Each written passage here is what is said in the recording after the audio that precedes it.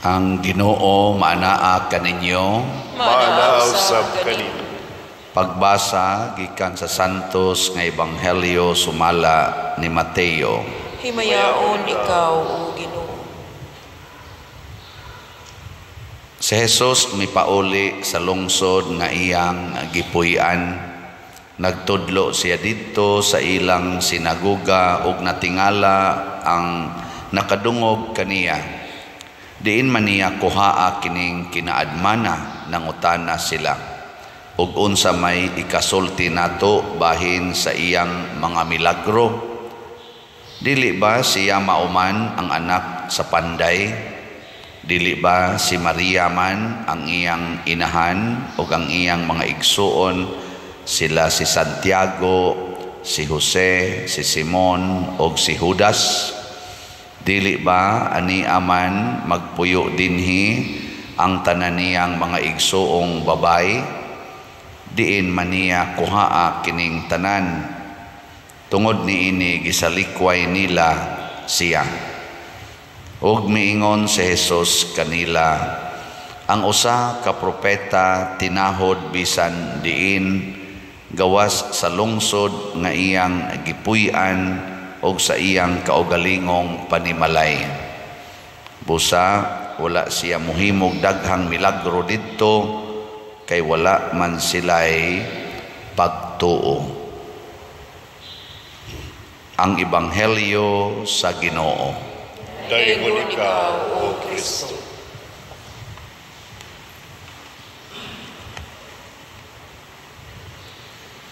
Si San Juan Vianney or Maria Vianney nakabaton og kasing-kasing nga balaan. Naliwat ang iyang kasing-kasing sa kasing-kasing ni Jesus. Kamo ang inyong kasing-kasing, kumusta man? Balaan? Wa may tingog mura mga patay ning atong kanan misahan. Kumusta ba inyong kasing-kasing? Balaan ba? Dili balaan, no? Makasalanan, matod pas Tagalog. Ug mao ni ang hagit. Pag-abot ni San Juan Vianney ngadto sa seminaryo, gitamay siya. Gani dili unta siya papasaron kada tuig. Dili siya kapasar, gitabangan lang siya sa iya sad nga parish priest nga usa sa mga formator sa seminaryo. Hangtod gyud nga sigihan siya tabang, tuturan siya inig bakasyon ang mopasalig ang iyang parish priest. Hangtod nga na-ordain siya pagkapari with all the difficulties to pass. Ang assurance ra gyud sa parish priest o ang obispo nga mi-ordain kaniya tungod kay buutan siya. Dili bright, buutan. Ana. So ang una dayang makapabalaan sa tong kasing-kasing kanang buutan ta. Pero kanang pagka-bright usahay makapawagtang nas kabalaan. Nya kita ra ba no? Ganahan kay atong anak, inyong anak di ay inyong anong mo apil masad kong sakpan manunta mundugay ani ang inyong anak ganahan kay mo bright, no? Pero dili kaayo mo interesado nga mahimong buutan. Bisan ang mga maestra ang paborito nila gyud kanang mga bright ana. Pero buutan unya bugo lami kay pagawason. Ano bang bisag unsaon ni mong tudlo di gyud ka mao? Pero buutan peligro ka mataktak eh. May gani ako sa una kay nabugo mo sa ko pagka-elementary. May gani kay wa jud ko isalikway sa akong maestra gibutang ra gyud ko sa garden. Ka-graduate dayon ko dito ra ko sa garden. Pag high school na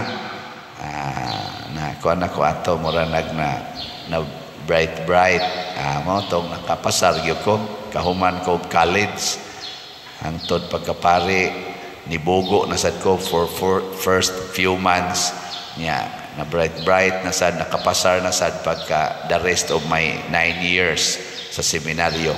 Nga kahuna-huna gani ko, naliwat bang kong St. John Mary Vianney, sige na wala ko kahagbong. Giwarningan na ko sa akong professor nga pare, siya mahagbong gani ka karong prelims, pagawaso na lang ti ka seminaryo, kay wa man kay intellectual capacity. Ana, sige lang ko kahagbong. Ang among exam kada meeting 1 to 10 ang exam niya, ang passing 7, ang pinakataas sa ginako makuha 6. Bisa kung saon akong tuon kanara gyud 5, 6 ana. Ako mga kauban magsige pag duwa-duwa, magbasketball ra, magbalibol, sige pag duwag, magkiat-kiat ra ba.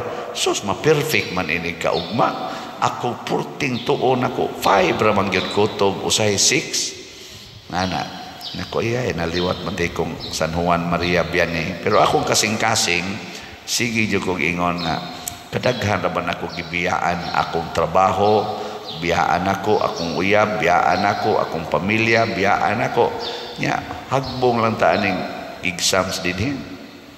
Ana kuan sa nauli-ulian sa kon kapasar. Mao to napakita gyud unsa di ay epekto sa tinuod nga taong balaan o kasing-kasing nga mausad ang kasing-kasing ni Hesus. Unsa man kana bitang makapadayon ka sa imong maayong tumong bisan pag makasinati kag mga pagsalikway or mga rejections, pagpanaway, mga mockery. No? Mo na si Jesus diri, wa man sad siya grado, nya may na kay siya mutudlo, gisalikway tungod kay ang iyang papa panday, ang iyang mama si Maria housewife, gisalikway sa iyang kaugalingong mga diha ba sa iyang pamilya, sa iyang mga silingan niya. Ang tinuod nga kabalaan makabot na kung masinati nato ang pagsalikway, kada bang pahilakon ta tungod sa panaway, ibas ka sa social media, sawayon ka, tamayon ka tungod baka sa imong kapobre, sa imong kabugo, or sa imong naong, apil na sa imong height, no? Kaning atong height usahay mo sa nimo dagmal nato na. Pero dawata i-absorb ang tanan, mao nay makapabalaan sa kasing-kasing. Sige ka na beheling nga imong tupad ing na maka-absorb ra ka og panaway. Niya labi na gyud ang musaway nimo imong bana, niya ang daygod katong silingan, ang gwapa gyud atong silingan. Niya padunggod gyud ka ba ikaw nga asawa, dutag lawas ting atong silingan, niya ikaw mura na kag baril ba. Makadawat ra ka na isip asawa or isip bana. Kana bang daygod maayos imong asawa ang pare, sige daygong pare, kanya ikaw di jud ka daygod. Minako kapatyon nun tingi kas pare tingali. Lami apat yun yung pare ang ba sa kong asawa, sige na malanig pare. Ana, wa ba ka ni sila relasyon? Ana ba? Diabte ka usang giharas ko sa bana, nagpakumpisal ra ba in taon ko ato, bago pa kong pare. Buong ko namin iluhod sa kong kiliran na isog kay ignaon. Di ko mangumpisal pa diya.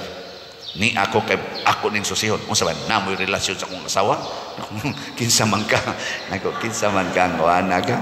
Ingon di siya. Pagsulti na niya, kuan di ay usa day sa among mga greeters ang iyang asawa. Nya iniguli ko nung atos ila magsigi man kuno gingon. Sabi ni Father kay Tagalog man. Sabi ni Father, sige na lang yung Father niya, wa may simba-simba ang bana. Kanimba-ba niya akong asawa, nagbinag-op, sige na lang litok og Father. Adtuon bita ko simbahan, bastang ikingay nun ako, pagka hinuuna-una na ako, mao dito imong asawa di ay sa kuna-una, di sa ko managinot at. Dahil tayo joke lang na eh. Oto, nakalugar kong istorya niya. Mga inana ba? Mga panghitabo, nagkasuod na noon gud may hinog maayo. Perti na sad Ginoo namong suora. Iyan akong imbitaron ngadto sa ila. Inigadto nako, ingon na siya, singgit-singgit siya. Karon pa ko kasuway nga pari mo akong bisita. Pastang buutan na gining pader. Sa Tagalog mo pagka-istorya ba. Buutan yung kay nis pader. Musugot na lang sa tingin ito siya. Sigyaw-yaw yung asawa sa kungan. I-reject ta Ako bitaw, bisag asa ko dapita. Ibiilang, gamisa sa ko, patay pag ito akong gimisahan. Haskang dugaya, yung nanahuman, siging picture-picture. Pero ni ako din is parokya, mga mingaw lang dahil mga tao iniglagay ko. Ang magpasalamat sa nung ko, kay dili kay hasol, sige ngisi ba, pero usay, mura sa tagmahiubos ka na, bitang mura na lang sa tagbaliwa ba, nana. O ang pinakasakit ka na, yung bisag unsay imong isulti nga maayo, para untas kaayuhan, supakon pag yun sa mismo nimong mga gimahal, kanabang imong mga gimahal ba ka ng sod sa imong pamilya, imong mga gimahal din isod sa parokya, nya unsay isulti nato nga tinarong, supakon pag yun, libakon pag ita, kay sawayon pag itong atong gisulti. Naam na din nya na sinati sa na ni Maria Vianney, batuon pa maganing iyang simbahan, atong pagsugod niya dito sa Ars, struggle gyud ka ito. Ang musimba, 5 ra ka buok, mga tiguang pagyod kayo, niya inigmisa niya, magrosaryo pagyod. Kaya mo may naanda nila, kay gibiyaan naman tos pari katong maong parokya, ang Ars, dito sa Francia. Grabe ang iyang struggle, pero nipadayon siya higugma sa mga tao wa mahigugma niya, sama sad ni Kristo nga nipadayon paghigugma sa mga tao nga wa mahigugma niya, hangtod pagani gipatay gid siya og diha nahimong balaan ang iyang kasing-kasing. Sa unang pagbasa gasigig hangyo ang Ginoo or naghisigig instruct ang Ginoo ngadto ni Moises bahin aning paghalad isip handumanan sa mga kaayuhan nga gihatag sa Ginoo nila, sa mga kaluwasan nga gihatag sa Ginoo nila, ilang i-celebrate nila kada gyud tuig, i-celebrate halaran ang Ginoo. Pag-abot na ni Kristo, ingon siya, wa na ko magkinahanglan ana mga halad nga sinunog, kada mga kwarta, kada mga kanta, mga sayaw, mga tulunggon nga matod pa sa atong tubag sa Salmo, sa titong tubag, awiti nga malipayon ang Dios nga atong hinabang sa giluod, gialingog-mugan ako ng inyong mga awit, kay ang inyong kasing-kasing halayo kanako. So ang gusto na des Ginoo karon nga halad, mauna ang kasing-kasing. Pero okay ra po nang ihog ang kolekta, ang naikolekta ba, di man na kasing-kasing, pero hinaot nga muhog kas kolekta kinasing-kasing. Muna atod pa ni Kristo, dili kay imong kasing-kasing ihog sa sibot unsaon man nato ato na ditong himuong paitan, dili kinasing-kasing. Muna din sa atong parokya gitudloan ta mo love offering. Mangutana mo pilay presyo anang love offering para sa kasal, bunyag, misa, unsa man pila may gidakon anang love offering. Ang uban ra ba mingon, bisag pila ra di ay kay love offering. Dili oy, ang labing dako nga kantidad nga imong ikahatag nga malipayon tungod sa imong dakong pagtahod o pagpasalamat sa Ginoo, maunay ihatag, maunay gitawag og love offering. Una ko nang imong makaya 20,000 niya magpabunyag kas imong anak, malipayon kay kaya nimong 20,000, ihatag ang 20,000. Tutukan man ko ninyo, kala ko dako sa dana bunyag na padiroy. Nya nganong mo gasto man kag 100,000 inighikay dito sa inyo tungod las bunyag, inom pa to the max, mangutang pagyud ka para sa inom kay gibunyagan imong anak. Nya dinhi di ka mohatag sa labing dako, imo lang mantinilan anang 250, 150. Nya ang imong gasto dito hapit mo abot og 50,000, hapit mo abot og 100,000. Hay may imong gihigugma. Ang hikay, kanang imong mga barkada nga magsigig inom, niya ikaugma atakihon dayon ka. O ang Ginoo nga naghimong balaan sa imong kinabuhi o sa kinabuhi sa imong anak. Kamong magpakasal, kusog pa kayo mo magsigig shooting, dagko kay mo bayad anang shooting, kanang nagsigig sumpay anang inyong pilok, siging sumpay anang inyong mga kuko, dagko kay mo bayad ana anab sige nga rin pamusa ba na inyong naong, tahi pa ng inyong Buddha nga di anamos altar, hapit o pas pultahan ang inyong giguroy ditong panapton, nya ni araga kabyon sa tumoy sa inyong suso. Ang diri badapita di araga kabyon din ana gaana-ana pa dito luyo na ikis-ikis ra dire pero taas kay giguroy kana ang gadesahin ana 40 man ang mahalag bayad nya mo bayad ra mo dinhig 1,500 mo na inyong love offering, mo na igugma ninyo sa simbahan nga mipapas sa inyong sala, sige mong tinukhangay wa pa mo'y kasal, kasagaran ninyo impirnohono na kayo mo, kay gatipon-tipon na mo nya karon mo bungga din mo pakasal, nya gamay kay mo gihatag nga rin sa simbahan tungod lang kay love offering. Hay may inyong gihigugma kanang mga butang kalibutanon, selebrasyon nga kalibutanon nga mo gasto mo tag 200,000 o kanibang niya sa simbahan. Ano ba? So ang tinuod ang balaan nga kasing-kasing ihalad sa Ginoo ang atong mga buhat nga makaluwas. Usa na ni ana ang paghigugmas mga taong ni salikway nimo. Sige lingay mong tupad. Ingna ganahan kang mohigugma nang sigig libak nimo. Ina pangutan aba na ganahan ana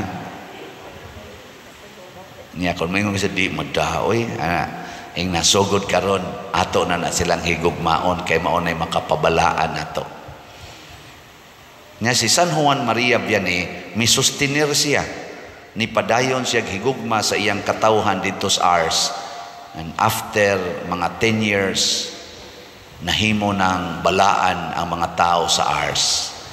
Naliwat na niya. Hangtod yun nga siya namatay. 40 katuig siyang nag-atiman dito.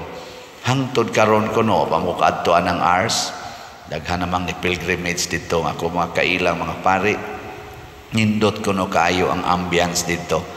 Naapa ang remnant sa kabalaan ni San Juan Maria Vianney. Namatay man ni siya 1859.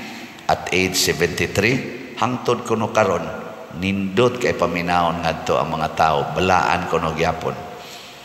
Ako din himo 4 years na ko karong Domingo, 4 years din sa atong parokya.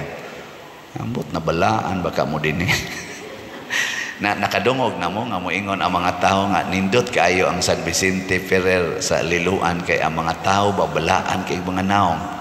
Niingon mo? Anana mo nadunggan? Wow. Ambot lang ka ha. Ako lang sa hinog mo ingon, liwat kay ilang pari, wa sa yayo. Simbak ko sa taon. Mabitan na niingon ko ninyo, testing lang ba? Testing sa water. Kinsa tong nalipay nga ako nahimong parish priest din for 4 years. Palit mo 4 ka slots. Muna akong gitawag og 4 slots challenge. As of yesterday, naanay nadawat nato nga 4 slot challenge nga niabot og 1,350 na kabuok. Oh, pakpa. Kasabot 1,350 katao dinhi sa atong parishioners online og sa territorial, at least nalipay nga napari ko. Na parish priest ko dinhi. No? Lingay mo to pa din na ni-appeal ka ng 4 slot challenge. Tag 2,000 raman na kay upat raman karon ang Domingo ko tob karong Domingo ba di na ko ana mo dawat og 4 slot challenge human karong Sunday o niya sa ato sangko ano di mo ka-afford sa 4 slot challenge 1 slot lang moro man itong gibaligya para sa atong kumbento. So as of yesterday ang atong SBF dag niabot na sad og 38,382 ka slots. Kakpa. Gamay na lang jud kaayog. Ni gamay na ang atong balance, 37,680 na lang. Mao na akong giingon ninyo nga kung mahigugma mo sa simbahan, nya magsige mo palit aning slots, mabalaan gina inyong kasing-kasing.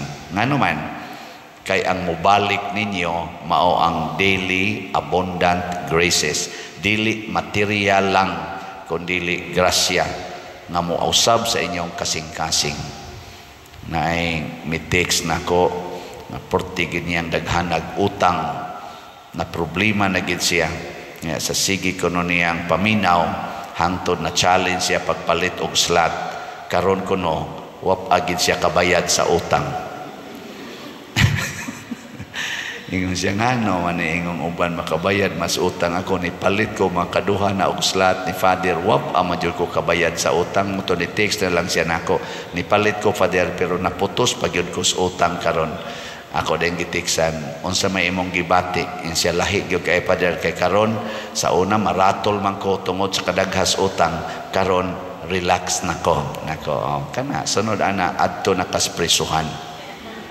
Kay ikiha man kaato niya man ana mapriso na ka, relax kay ka dito sa prisuhan ana, kay nga naman nakapalit man kag slots. So dili ka tingali mahimong makabayad sa utang, o posible sad makabayad ka sa utang, pero ang una gyung bation relax ra ka, pasabot makapadayon ka sa imong kinabuhi nga pagbinuotan, bisan pagdaghan ang nitamay nimo tungod anang imong utang nga wa nimo mabayri. Pero ang sugo sa nako, ningon ko niya, sugod karon ayaw nagyog supak-supak sa Ginoo, sunda gid ang iyang pulong. Niyang pulong sa Ginoo di gyud mangutang, mangayo ba nya ika dawat ug nasa kay imo manghatag, dili magpautang, manghatag nya. Para sa mga nagpautang, ayaw sa na ninyo paningli ang inyong pautang haron di na maratol. Labaw tanan ayaw ikiha aron dili mapriso, mo paywa na kabayad inyo pag yung ipapriso sa grabihan na sa dana murabag wapay kaon imo pag yung latiguhon kapoy sa dana no man mo mutingog otro man sa tingali mo. Mao na ang makapahimo natong balaan nya kun ato nang buhaton ma-experience nato ang presensya sa Ginoo ug mulambo ang atong kinabuhi, dili lang materially, labaw tanan kanidyong gitawag natong pagkasantos sa atong kinabuhi. Hinaot paunta masinati na natong tanan. Manindog ta.